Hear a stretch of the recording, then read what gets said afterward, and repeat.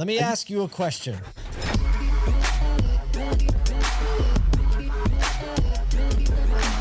This is Auto Collabs. I'm nervous. What does this man and our next guest have in common? They've been in a boardroom together and they're crazy. Oh, wait. No, that's pretty good. They both have better hair than me. That is also good. I'm holding up, if you're just listening, I'm holding up Elon Musk's biography. And there are actually some similarities. Kyle mentioned 2 of them. 3, Michael mentioned 1 of them, between our guest, Jimmy Douglas, founder, CEO of Plug, and Elon Musk. They used to work in the same place. They used to know and work with the same teams and tiny executives. Company called Tesla. Little team called Tesla. Elon Musk, did you know, Michael, Elon Musk had hair replacement surgery?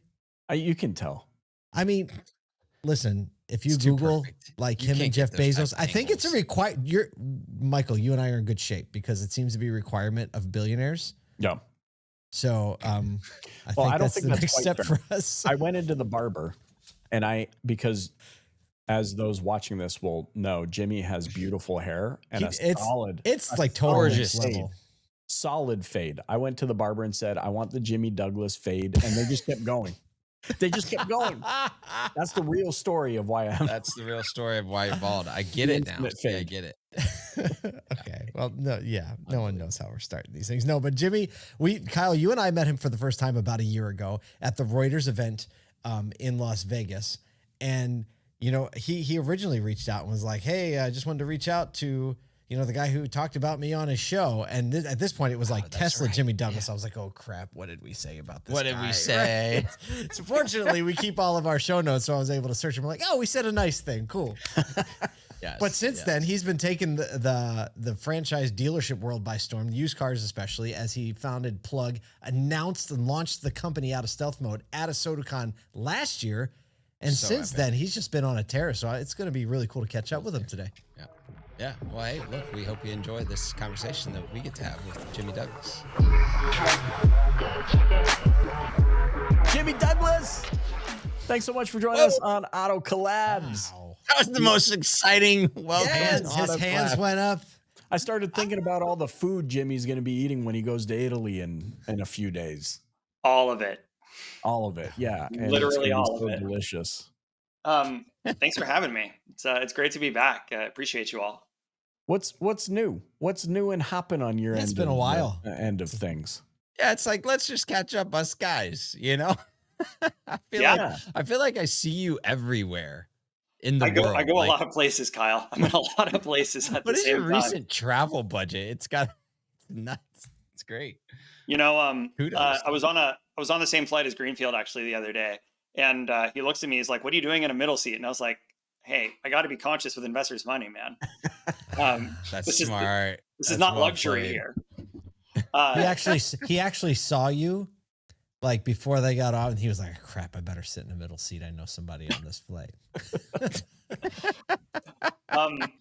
Yeah, I definitely, when I flew Spirit the one time, I definitely posted it on my Instagram story just to make sure everybody knew, just how cost conscious we were. Sat in several seats, took selfies, and also you could post them sporadically over the next year. It's evergreen content, actually. I have a different reason for posting Spirit photos. It's normally like people of Walmart. It's the same exact photo, actually. Yeah, I'm one of those people. Yeah, that's me. Dude, I've flown Spirit once. I'm telling you, boarding group 9 on American Airlines is like flying private compared to. I've never flown Spirit. I've flown like all the other ones, like Frontier. That would be a good piece of content, Paul. Fly Spirit for the first time. Reaction video. I'd watch that. Right? Well, yeah. Okay. So to your travel, like you have been, I mean, we saw you at Used Car Week. You've been recently at AIS. You were speaking at NADA. You've had a bunch of different conversations with different people across the industry because of the work that you're doing. Obviously, you have a storied past with, being a part of the Tesla organization and then doing something in EV, which is like the world of news right now. And so you had the opportunity to have a bunch of conversations. What's like some of the interesting insights that you had just in being a part of conversations that some people just don't get the opportunity to be a part of over the last 6-9 months? Yeah, thank you. So much interesting stuff is going on. And a year ago, we never could have predicted what the narrative around EVs would be today. And to some extent, there's a sombering effect to it, and the numbers aren't lying, right? Like there are real demand headwinds relative to what's available today. On the flip side of things, the cataclysmic events in the last year have led to absolute downward pressure on resale values. But the bright side of that is suddenly the number of dealers who are entering the fold is growing quite fast. And it's compounded with two factors. The first is in a wholesale context, you can very easily acquire used Model 3s that are still under their battery warranty, that are in reasonably good condition, well below the pricing threshold required to retail them in a way that's eligible for the 25E tax credit to qualified buyers. And that business line in itself is creating opportunities for dealers who weren't really participating in this to start very aggressively start participating in it. So ironically, for us, I'm actually really excited for the state of the used EV market in particular, because it's making it more approachable for more participants. The dealers were like, skirt? You mean money's over there? Hold up. Yeah. I was thinking about this recently. Wild. You think about, like,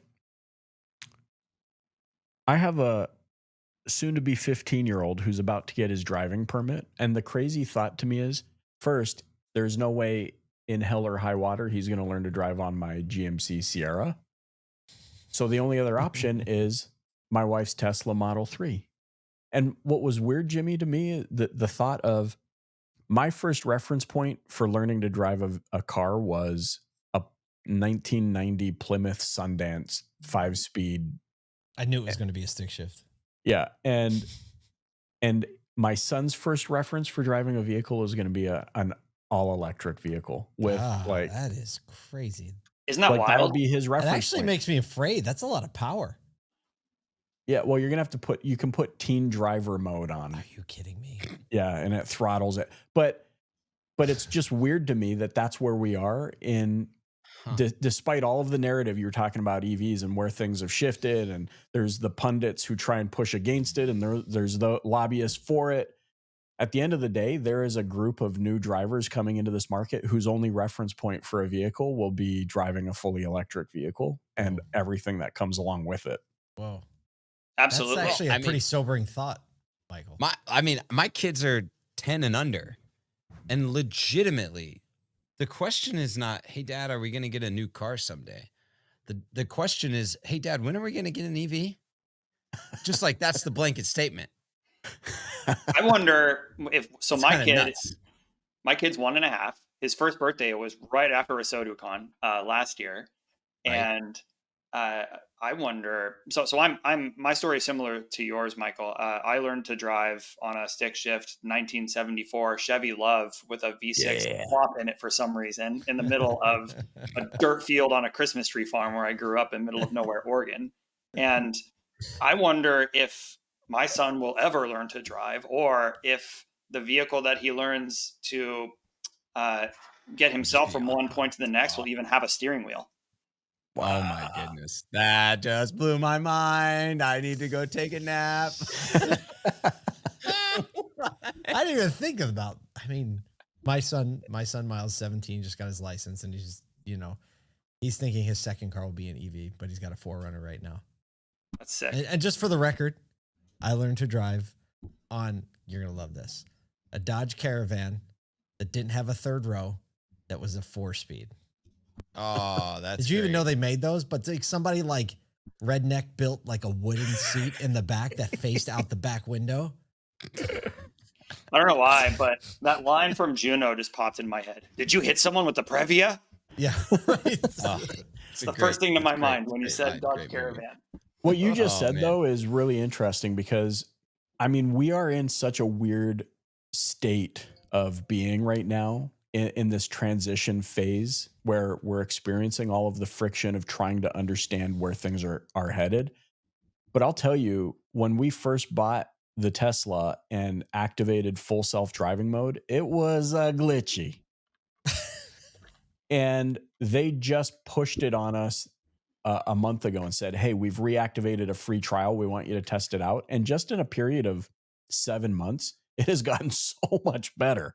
So to your point about like no steering wheels, I feel like we need to impress upon people how rapidly things are actually moving, how quickly they are iterating and making moves, and how close we are to sitting in the back of a vehicle that drives itself and that most people are fully comfortable with it. It's Moore's law, right? It's exponentially changing. It's not linearly changing. That's why the change is catching up on us so fast.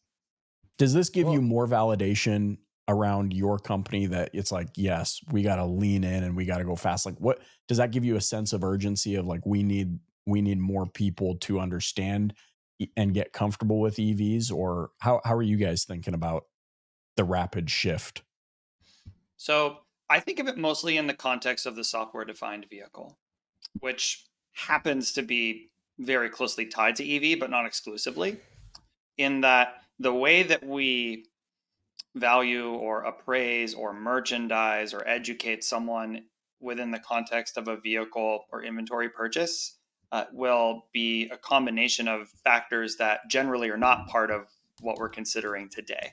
Computer hardware, memory, software enabled features, the persistence of software features from one ownership transfer to the next. Those are some of the differentiators that we have been leaning into since day zero. And this conversation sort of brings to the fold the array of possibilities that will come about as a result of this. And yes, it gives me great conviction that somebody should be focusing on that problem. And luckily we are. It's really cool. There's two problems that I have right now is I can't get the picture out of my head that AI kind of generated about the car in the field in Oregon and Christmas trees. Like it's a perfect AI picture. That's problem number one. I should probably I should throw that into ChatGPT right now. You should. That's like I'm just giving you that as a free gift for a great LinkedIn post. The second problem that I have is that this, back when I was selling cars, I remember when because I was at a Mazda dealership when it was the first year, I can't remember when it was probably in like that 12, 13, 14 range where pretty much every car that we were selling had a push button start, right? Mm-hmm. That was the first time where like mass adoption. I was at Nissan store, then a Mazda store. Everything at that point had a push button start. And I remember this world where basically a customer would come in and the last time they bought a car was 3, 4, 5 years ago.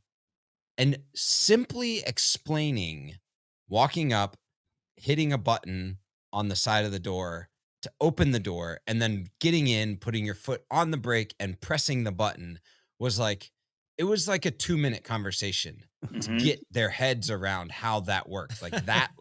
No, I'm not even kidding. You guys think I'm crazy, but like that's a reality that was happening all the time for me every single day.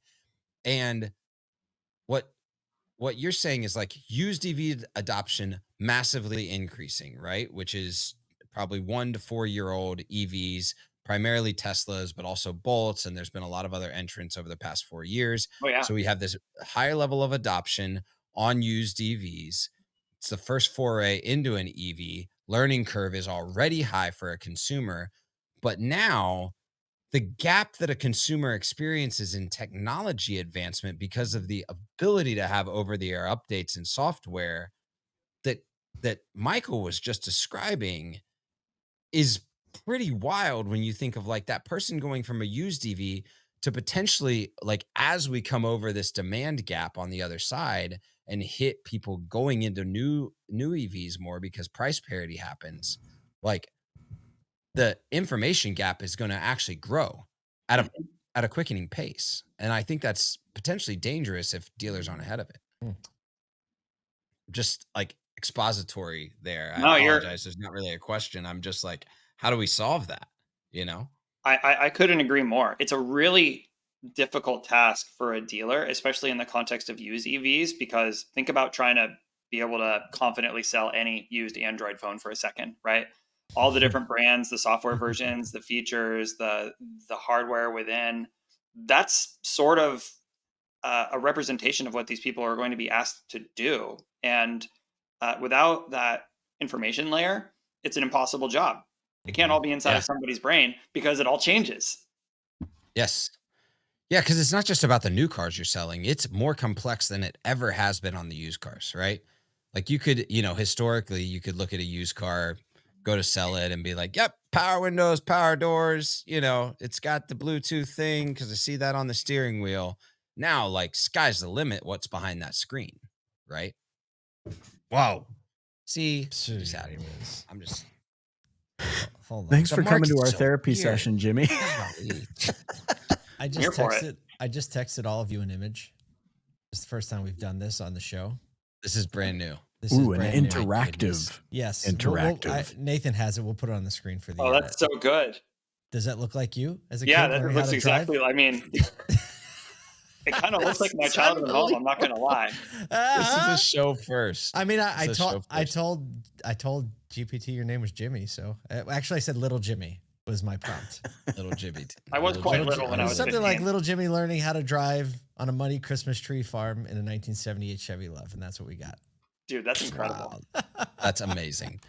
Okay, so give us what's next, because I think obviously you guys have kind of gone through the beta phase and a lot of like testing with dealers on the auction site, exactly what's going on with these EVs, moving them across country to the dealers that need them most. But what's next? I know that there's a growth phase there. You guys are hiring, but what does it look like for you over the next 6 to 9 months to be in the market? Yeah, thank you. So we're still in the beta, and we are, by the time this airs, we'll have onboarded our 100th dealer. Hey. And as of, if you remember my presentation at ASOTU CON last September, the timeline I articulated was we would launch the beta in Q4. And then within Q1 of 2024, we would try to sell our first $1 million worth of cars. So we did that. We exited Q1 at 1.3, and we just crossed 2 a couple days ago. Thank you very much. Wow. Hey, nice. Wow. That's speeding up. 30 days. Let's go. Yeah, let's go. And of course, we've got some really aggressive targets written here on our window for next month. But the reason we're still in beta is because we're still learning new things every day. And that's becoming especially true as we onboard new dealers in different states that we haven't transacted in yet, new makes outside of the ones that we've already sold, different methods deployed for sizing up critical pieces of information like battery health, for example, and how that can be accessed through consent flows at dealers versus fleet operators. So we're still working through kinks and still very methodically onboarding dealers on the demand side, especially who are interested in working with a startup that doesn't necessarily have it all figured out just yet. But what the future holds for this year is exiting that beta period relatively soon, hopefully within the next 90 days or so. And I'm hinging it to the launch of a couple of products that we haven't announced just yet, but I will say that categorically, it should make Plug the safest place to acquire used EV inventory for dealers, particularly those who are not currently experts on used EVs. So that's safest, going to be. What do you mean? Yeah. So what do you there mean are a couple of. Yeah. No, it's a great question, Paul. So there are 3 components of safety here that I hear about a lot, and the first one is I don't understand what I'm buying or what I'm not buying, and that was sort of the thesis we leaned into when we launched. We said every vehicle listed on Plug will have been leveraged for the fact that an EV is a computer on wheels with an API that we can connect to and size up everything about it that you need to know and make that information fully democratized so that there's no more information asymmetry. That's what we launched with and what people know us for. The second concern that I've heard from dealers is concern around the high voltage battery pack and whether or not there will be some sort of catastrophic failure, either when it's in inventory or even worse, honestly, shortly after they retail it to a customer, if they don't have the ability to properly size that asset up ahead of acquiring it. And even though battery health reports are becoming more readily available, I've continued to hear interest in downside protection, even in the case of a manufacturer's warranty claim, the ability to run it through quickly and confidently because it's a process people aren't necessarily comfortable or familiar with yet. So that's risk number 2. Risk number 3, is pricing volatility. And you can relay that to a number of number one. Yeah. Well, and you know, it might be. If I ask enough people, that one might actually be number one. So without giving away exactly what we're planning on launching, it's my goal to make it so that if you're a dealer that's interested in transacting in used EVs, but you need all of those risks mitigated, we will be the platform where that can be true. Whoa, that's strong. I think that's strong. When is this? You think? He's like, when do I get my dealer's license over here? Hold on, just as soon as possible, Paul. Yeah. Within 90 days is my plan. Fantastic. That's amazing. Wow. That's amazing. Well, Jimmy, look, we're looking forward to speaking with you and hanging out with you in just a couple weeks at ASOTU CON. I'm not quite sure when this is airing, but one thing is for sure, there's no grass growing under your feet. I'm so impressed with what you've done since the very first time we met with was just about a year ago. We met you at the Reuters convention for the first time ever. And then just, 6-7 months ago at ASOTU CON, you kind of launched, and here you are exceeding your goals in Q1, doubling your revenue in just another 30 days. And you're about to launch it sounds like a game changer. So thanks for joining us today and really fighting real hard to make the industry great at EVs. Well, I can't thank you all enough for the incredible platform of launching this business and announcing coming out of stealth at ASOTU CON last year. And I'm even more excited to be sharing a stage with a couple of dealer principals who I just admire so much at the upcoming one and my mini keynote, which those who attend, they're not really going to learn much about Plug, but they'll learn a lot about a couple of dealers who combined have 8 figures in social media views on a monthly basis via TikTok and LinkedIn, and have sold more used EVs in the first 100 days of this year than most other dealers have in the prior year in its entirety. So that's going to be really fun. That's not a value proposition. Oh, that's a bold ask. That's nuts. That's awesome. First of all, I have a second if you ball. are sitting here and you have not gone and watched the pod, I know if you're just a podcast listener and you listen on the iTunes or the Spotify or whatever, totally get it. The Spotify. The moment we're like, find our LinkedIn, I'm sure we're going to post this, and go look at the image that was created of little Jimmy Douglas driving through a row of Christmas trees. It's like every Hallmark card that you ever wanted. And do yourself a favor. I don't know if you or Michael did this, but zoom in on Jimmy, and it's like almost uncanny valley level scary. And the steering wheel and the hands get a little janky, but you zoom in on little Jimmy and it looks way better when it's zoomed out. I couldn't help myself. It's pretty weird, right? That's sideways. That's pretty wild. Yeah, it's pretty weird. I think Jimmy was like, yeah, that kind of does look like me. It's like, yeah, I don't think he zoomed in. I mean, great. You're in the middle of a podcast. Oh, anyway. man. But well, dude, look, this guy, I'm telling you what, he's not messing around. His understanding of the used car market, even just the things that he brought up about how the pressure on the used car market from the new car pricing volatility and the lack of demand generation, and now the EV tax credit making it possible to do this thing where you now have profitability and low price like Tesla Model 3s and Bolts and things like that, and that being an accelerant to franchise dealers entering. That's nuts. Nobody's having that conversation, period, anywhere. Not at all. I mean, we know a number of dealers who are really excited to get into the EV game because there's a game to have now, right? And there's a little more certainty around it.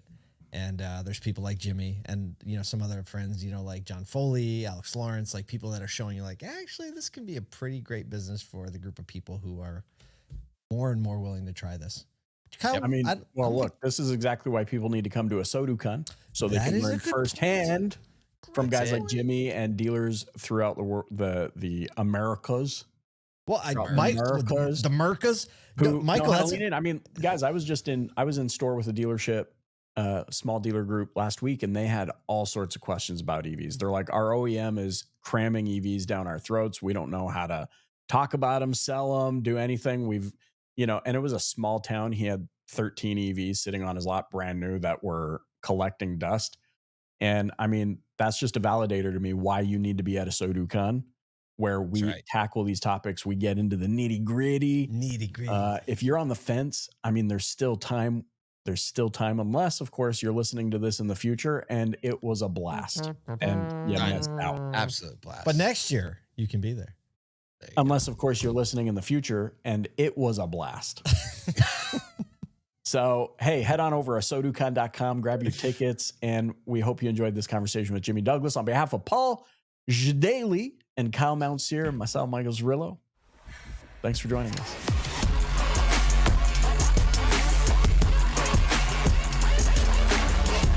Welcome to Auto Collabs. Why are we recording? Are we rolling yet?